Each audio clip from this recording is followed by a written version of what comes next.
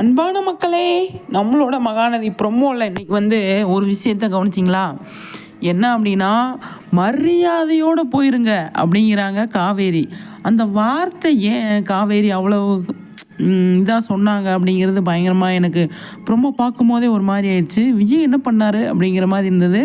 ஆனால் காவேரியே இந்த வார்த்தையை சொன்னாங்க அப்படிங்கிறது, விஜய் வந்து இனிமேல் பார்க்கக்கூடாது அப்படின்னு நினச்சி சொல்லியிருப்பாங்களா, இல்லை மறுபடியும் நம்மளை தேடி வந்து நம்ம வீட்டில் திட்டு வாங்கிடுவாங்க அப்படின்னு நினச்சி சொன்னாங்களா என்ன அப்படின்னு சொல்லி தெரியல. ஆனால் அந்த மரியாதை அப்படிங்கிற வார்த்தை வந்து காவேரிகிட்டேருந்து வந்திருக்கக்கூடாது அப்படிங்கிறது தான் நான் யோசித்தது. கண்டிப்பாக அது விஜய்க்கு கஷ்டமாக இருந்திருக்கும் அப்படிங்கிறது தான். அந்த இடத்துல ப்ரொமோவில் வந்து நம்ம காட்டியிருக்கிறது, சீரியலில் காட்டுவாங்க காட்ட மாட்டாங்க அப்படிங்கிறத தாண்டி, ஆனால் விஜய்க்கு வந்து இந்த வார்த்தை வந்து பயங்கரமாக கஷ்டமாக இருக்கும் அப்படிங்கிறதான். சொல்லிவிட்டு அவங்க போய் ஃபீல் பண்ணுவாங்க அப்படிங்கிறது ஒரு பக்கம் இருந்தாலும், நான் வந்து இந்த மாதிரி சொல்லிட்டு வந்தேன் அப்படின்னு கங்காட்ட சொல்கிறதுக்கும் சான்ஸ் இருக்குது. இப்போ விஜய் வந்து ஃபீல் பண்ணிவிட்டு போயிட்டு நம்ம அவரை வந்து கஷ்டப்படுத்திட்டோம் அப்படின்னு சொல்லிட்டு காவேரி மறைஞ்சு நின்று பார்த்து ஃபீல் பண்ணுறதுக்கும் சான்ஸ் இருக்குது. ஆனால் இந்த வார்த்தையே வந்தது, இந்த வார்த்தை வந்து இவ்வளோ நமக்கு பிடிச்சவங்க கிட்டேருந்து வர்றப்போ வந்து அவ்வளோ கஷ்டமாக இருக்குது. என்னங்க உண்மையாக விஜய் எந்த தப்பும் பண்ணலையே, அவர்கிட்ட எந்த தப்புமே இல்லையே, அது ஏன் காவேரி நீங்கள் சொன்னீங்க அப்படிங்கிற மாதிரி இருக்குது.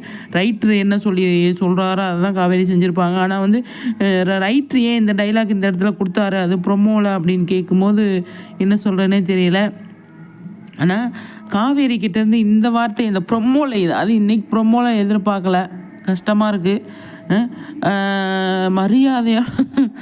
மரியாதைன்றது என்னங்க அப்படிங்கிறது கேட்கணும் அப்படின்னு நினச்சேன் நான்.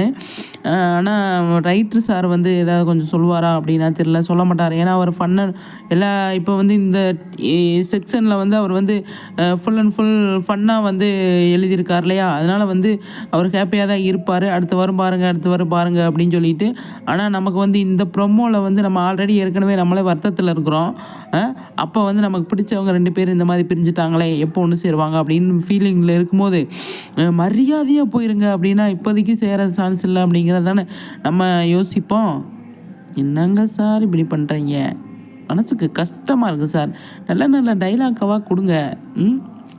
நாட்டு நடப்பில் என்னென்னமோ நடந்துக்கிட்டு இருக்குது. சீரியலை பார்த்து கொஞ்சம் நல்லபடியாக இருக்கலான்னு பார்த்தா, அதையாவது என்டர்டெயின்மெண்ட்டாக கொஞ்சம் பொழுதுபோக்கலான்னு பார்த்தா, அதுலேயும் நமக்கு பிடிச்சவங்களையும் இந்த மாதிரி டேமேஜ் பண்ணுறீங்களே, கொஞ்சம் வருத்தமாக இருக்குது. அதெல்லாம் கொஞ்சம் கரெக்ட் பண்ணுங்கள். வேறு டைலாக்கு வேறு இதில் கூட ஏதாவது வேறு மாதிரி ஏதாவது ட்விஸ்ட்டு பண்ணுங்கள் சார். ஆனால் இந்த மாதிரி டைலாக்லாம் கொஞ்சம் அவாய்ட் பண்ணுங்கள், கேட்க முடியல எங்களால், கஷ்டமாக இருக்குது அப்படிங்கிறதான். ஆனால் மரியாதையாக போயிருங்க அப்படிங்கிறாங்க. இந்த மரியாதைன்றதுன்னா என்ன, அதுக்கான விளக்கம், அதுக்கான அர்த்தம் என்ன அப்படிங்கிறத அதை கொஞ்சம் சொன்னீங்கன்னா கொஞ்சம் நல்லாயிருக்கும் அப்படிங்கிறதான். பார்க்கலாம் எந்த மாதிரி கொண்டு போகிறாங்க அப்படிங்கிறது. வார்த்தையெல்லாம் கொஞ்சம் பார்த்து யூஸ் பண்ணுங்கள் அப்படிங்கிறது தான். நீங்கள் என்ன சொல்கிறீங்க?